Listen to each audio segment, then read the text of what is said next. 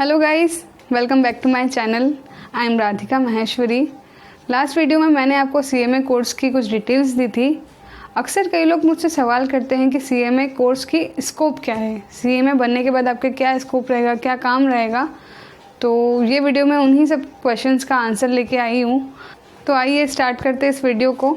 CMA वो person होता है जिसकी सर्विसिंग में कॉस्टिंग इन्वॉल्व होती है, गुड्स एंड सर्विसेज की प्राइसिंग इन्वॉल्व होती है, कॉस्ट रिकॉर्ड्स एंड टैक्सेशन में स्पेशली इनडायरेक्ट टैक्सेशन, इनके वेरिफिकेशन, सर्टिफिकेशन, ये सब इन्वॉल्व होते हैं। पीआर अकाउंटिंग प्रोफेशनल को छोड़कर अगर हम सीएमए की बात करते हैं तो सीएमए की डिमांड ऑर्गेनाइजेशन के ऑलमोस्ट हर स्टेजेस में होती है। जैसे मार्केटिंग डिपार्टमेंट की बात करते हैं तो सीएमए वहाँ पर कोटेशन प्रिपेयर करता है। प्रोडक्शन डिपार्टमेंट की बात करते हैं तो प्रॉफिटेबल प्रोडक्ट मिक्स में एडवाइस देता है। परचेज डिपार्टमेंट की बात करते हैं तो मेक और बाई डिसीजन लेने में हेल्प करते हैं। टॉप मैनेजमेंट में सीएमए बिजनेस रिस्क और उसके मिटिगेशंस को आइडेंटिफाई करने में हेल्प करता है। सिर्फ इतना ही नहीं, सीएमए दूसरी फील्ड में भी काम करते हैं, जैसे taxation, valuation, risk management etcetera. तो हम ये कह सकते हैं कि CMA are all rounder rather than mere batsman और बॉलर्स। अब मैं आपको सीएमए के कुछ रोल्स बताती हूँ, like improving cost competitiveness, resource and performance management, financial strategy, cost audit and assurance, direct taxation and indirect taxation, internal audit and management audit. काफ़ी लोग सोचते हैं कि सीएमए में एम्प्लॉयमेंट ऑप्शंस क्या है। इवन काफ़ी सारे स्टूडेंट्स भी इस बात को लेकर के टेंशन में रहते हैं। तो आप इस वीडियो को एंड तक देखें तो आपके जो भी डाउट्स हैं सीएमए के स्कोप को लेकर वो सब क्लियर हो जाएंगे। सीएमए इन जॉब्स की हम बात करते हैं तो पहले सिर्फ पीएसयूज, पब्लिक सेक्टर अंडरटेकिंग्स ही सीएमएस को जॉब ऑफर करते थे, बट अब ये ट्रेंड चेंज हो गया है और अब ऑलमोस्ट सभी कंपनीज अपना इंटरेस्ट शो करती है सीएमएस को जॉब देने में। लाइक अगर हम हमारे इंस्टीट्यूट के प्लेसमेंट की बात करें, हमारे इंस्टीट्यूट का जो कैंपस प्लेसमेंट होता है उसमें रेगुलर रिक्रूटर्स में IDBI bank, ICICI bank, Wipro, Ford, इन सब जैसी कंपनीज भी हैं। जैसे कि आजकल बहुत सारे मल्टी प्रोडक्ट वेंचर्स हो रहे हैं तो प्रोडक्ट और सर्विसेज के हर स्टेज पे कॉस्ट निकालना बहुत ज़रूरी हो गया है ताकि हम कॉस्ट को कम से कम कर सकें और रिसोर्सेज का ऑप्टिममली यूटिलाइज कर सकते हैं। So this is where the role of cost accountants comes and that is the reason behind increasing demand of cost accountants. Cost related assignments के अलावा भी आप सीएमएस को कई सारी जॉब्स में देख सकते हैं, जैसे manager accountant, manager taxation, manager credit etcetera. CMS top management position पर भी हैं, जैसे managing director, finance director, financial controller, cost controller, CEO, CFO etcetera. हमारे इंस्टीट्यूट ने ग्लोबली भी कई सारी अकाउंटिंग बॉडीज़ के साथ MOU साइन किए हैं, जिससे सीएमएस के लिए अब्रॉड में भी जॉब अपॉर्चुनिटीज़ क्रिएट हों। अब हम cost accountants in government department देखते हैं तो नेशन के इकोनॉमिक डेवलपमेंट में cost and management accountancy profession की इंपॉर्टेंस को ध्यान में रखते हुए सेंट्रल गवर्नमेंट ने कंस्टिट्यूट किया है all India cadre, which is also known as Indian cost accounts and services, at par with other first class jobs like IAS, IFS etcetera, ताकि ये लोग गवर्नमेंट को एडवाइस कर सके on cost pricing and framing appropriate physical and tax policies. अगर हम education field में cost accountants की बात करते हैं तो UGC, यूनिवर्सिटी ग्रांट कमीशन ने नोटिफाई किया है कि अगर आप CMA with first class graduation हैं तो आप एलिजिबल है असिस्टेंट प्रोफेसर के लिए in the area of business administration and management. कई यूनिवर्सिटीज़ सीएमए क्वालिफिकेशन मांगती है ताकि आप PhD इन कॉमर्स में एडमिशन ले सके। इसका मतलब हम ये भी समझ सकते हैं कि आपको बिना किसी मास्टर डिग्री के आप अगर सीएमए हैं तो आप डायरेक्टली PhD परस्यू कर सकते हैं। Now practice as a cost accountant की बात करते हैं तो जॉब मार्केट में दोनों प्रोफेशनल अकाउंटेंट CA और CMA को इक्वली ट्रीट किया जाता है, लेकिन प्रैक्टिस की फील्ड में CA को CMA के कंपैरेटिवली ज़्यादा स्कोप माना जाता है।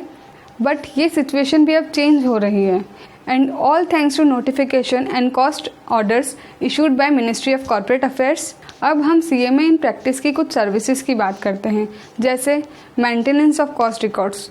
वो सभी कंपनीज जिन पर companies cost accounting record rule 2011 CARR 2011 apply होता है, उन सभी को कॉस्ट रिकॉर्ड्स मेंटेन करना मैंडेटरी होता है।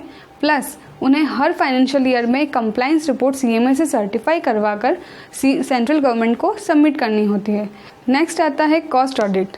ऑलमोस्ट सभी इंडस्ट्रीज, सभी ऑर्गेनाइजेशंस जो कि प्रोडक्शन, प्रोसेसिंग, मैन्युफैक्चरिंग, माइनिंग में इंगेज है और जिन पर CARR 2011 अप्लाई होता है, उन सभी को कॉस्ट ऑडिट करवाना कंपलसरी होता है। तो only cost accountants are eligible and authorized for signing cost audit report. Ministry of corporate affairs MCA ने रिटर्न के सर्टिफिकेशन के लिए CMA को ऑथोराइज़ किया है और भी कई सारे फॉर्म के अथोराइजेशन दी है जो कि कंपनी के इनकॉर्पोरेशन से लिक्विडेशन तक में काम आते हैं। कंपनी लॉ बोर्ड के सामने अपने क्लाइंट के बिहाफ पे CMA अथोराइज रिप्रेजेंटेटिव के रूप में जा सकता है। MCA अपने बिहाफ पर CMA को ऑथोराइज़ करता है कि वो कई सारे अलग अलग तरह के ई-फॉर्म्स को सर्टिफाई कर सकता है, अथोराइज़ कर सकता है, प्लस उन्हें ROC को फाइल कर सकता है पीरियडिकली। अब हम देखते हैं CMA का फॉरेन ट्रेड पॉलिसीज़ में क्या रोल है। तो FTP फॉरेन ट्रेड पॉलिसी में DGFT डॉक्यूमेंट्स को भी CMA सर्टिफाई कर सकता है और एग्जिम पॉलिसी एंड प्रोसीजर में जो भी डॉक्यूमेंट्स एक्सपोर्टर के लिए ज़रूरी होते हैं वो सब CMA सर्टिफाई कर सकता है। सेबी के केस में CMA stock broker and credit rating agency का हाफ ईयरली इंटरनल ऑडिट कर सकता है। अभी रिसेंटली आप लोगों ने शायद देखा होगा कि पार्लियामेंट स्टैंडिंग कमेटी ने सजेस्ट किया है डायरेक्ट टैक्सेशन कोड में जो अकाउंटेंट की डेफिनेशन है उसमें कॉस्ट अकाउंटेंट्स को भी इंक्लूड कर सके। अगर अप्रूव हो जाता है तो CMAs भी टैक्स ऑडिट करने के लिए एलिजिबल रहेंगे।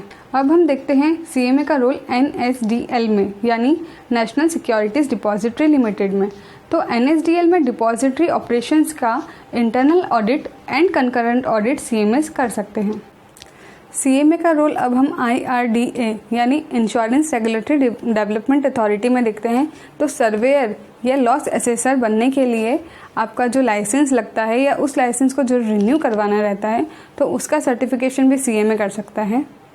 CMA का रोल अब हम CERC यानी सेंट्रल इलेक्ट्रिसिटी रेगुलेटरी कमीशन में देखते हैं। तो यहाँ पर जो भी फॉर्म्स रिक्वायर्ड होते हैं इन लोगों को वो सब CMA सर्टिफाई कर सकता है।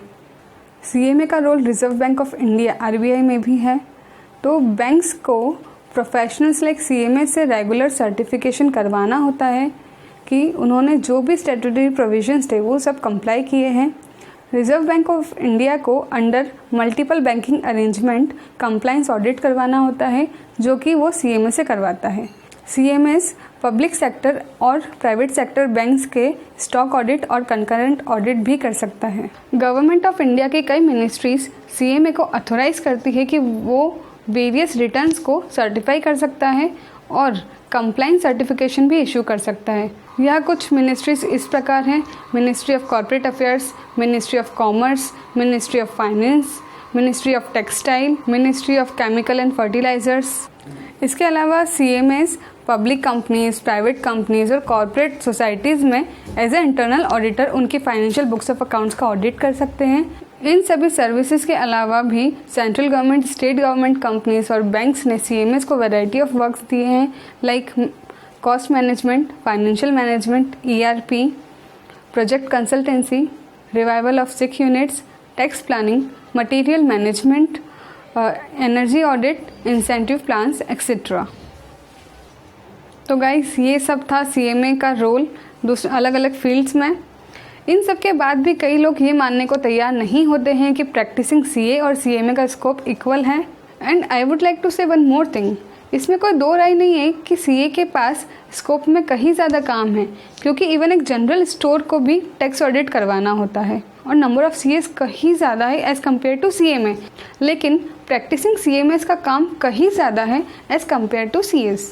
तो गाइस ये था मेरा आज का वीडियो। इस वीडियो में हमने जाना है कि CMA की स्कोप क्या है, उसके क्या क्या रोल्स है। आई होप गाइस आपको ये वीडियो पसंद आया है, तो प्लीज़ मेरे चैनल को सब्सक्राइब करें और बेल आइकन दबाना ना भूलें। और आपकी कोई भी क्वेरी रहती है तो आप कमेंट सेक्शन में लिख सकते हैं। थैंक यू गाइस, मिलते हैं नेक्स्ट वीडियो में।